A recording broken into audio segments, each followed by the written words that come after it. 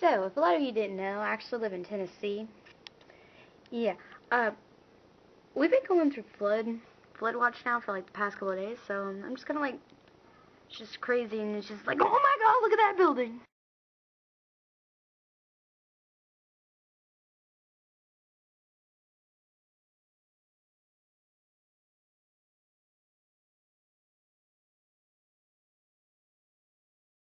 Yeah, we've had buildings floating across the interstate.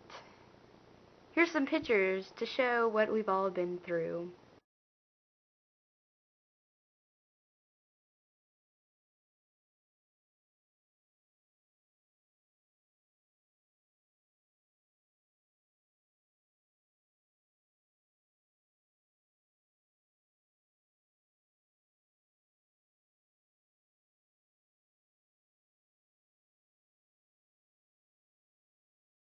It's been interesting.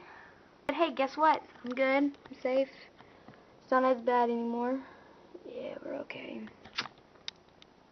Preview of next video. If you don't know who that is, something's wrong with you. Okay.